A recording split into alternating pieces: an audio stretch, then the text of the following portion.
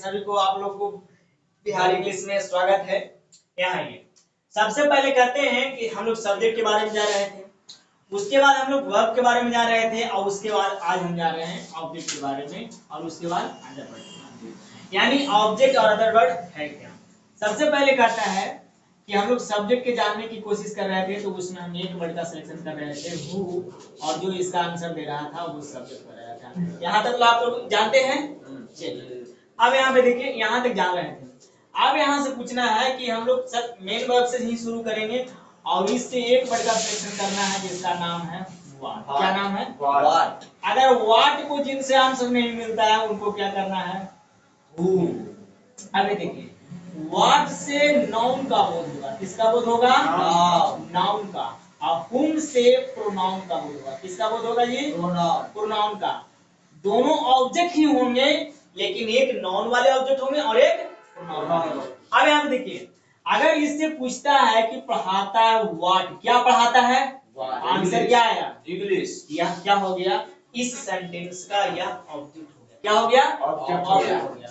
अच्छा, एक बात मैं बता दूं कि वर्ब दो तरीके के आप लोग जानते होंगे कि एक ऑब्जेक्ट टेकर होता है और एक ऑब्जेक्ट नॉन टेकर होता है। जो टेकर होता है ट्रांजिटिव और जो टेकर होता है वो इंट्रांजिटिव। अब यहाँ पे देखिए, कहता है कि सी राइट्स अ लेटर। अब इससे अगर हूं पूछेंगे तो आंसर देगा कि कौन लिखती है, तो वो सी का आंसर आ जाएगा, सब्जेक्ट हो जाएगा।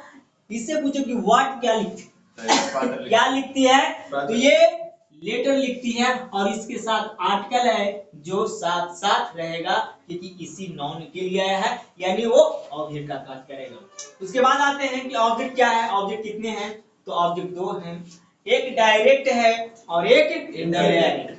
अब यहाँ पे क्या कहता है कि जो डायरेक्ट है वो जो रिसीव हो जाता है वो डायरेक्ट होता है, और कहते हैं जो रिसीव करने वाला होता है वो इनडायरेक्ट होता है। अब यहाँ पे आता है, कहता है ही टीचेज इंग्लिश मी। अगर इससे हम पूछे कि व्हाट क्या पढ़ाया, तो आंसर आ गया इंग्लिश। और किसे पढ़ाया? हुम। याद रखना, जो व्हाट का आंसर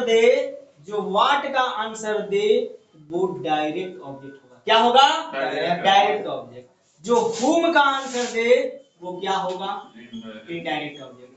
मोस्टली जो है 90% आपको जो डायरेक्ट ऑब्जेक्ट के रूप में होगा वह नाउन होगा। क्या होगा जी? नाउन होगा। और जो मोस्टली होगा 90% वो इनडायरेक्ट ऑब्जेक्ट के रूप में होगा, वो क्या होगा?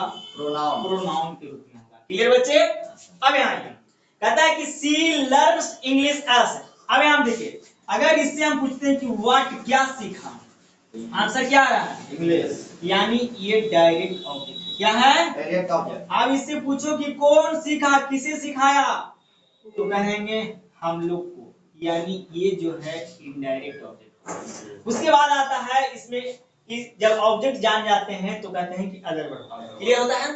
Other word. अब यहाँ देखिए, अदर वर्ड के लिए आपको क्या किया गया है, एग्जांपल दिया गया है। इसमें कहता है we read in the class.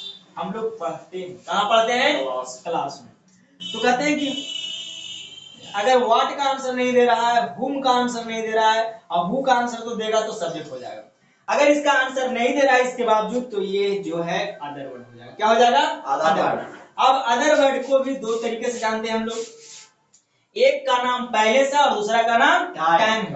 अब यहाँ पे आइए, कहता है कि she runs in the field daily.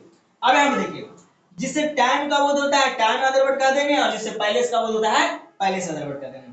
तो रन्स, अगर यहाँ पे देखिए दो तरीके से, टाइम का जो आंसर आएगा वो वेन से आएगा। किससे आएगा जी? वेन से आएगा। पहले का आंसर जो आएगा वो किससे आएगा? तो दोनों तरीके का ऑब्जेक्ट हम पहचान, सॉरी अदर वर्ड पहचान जाएंगे।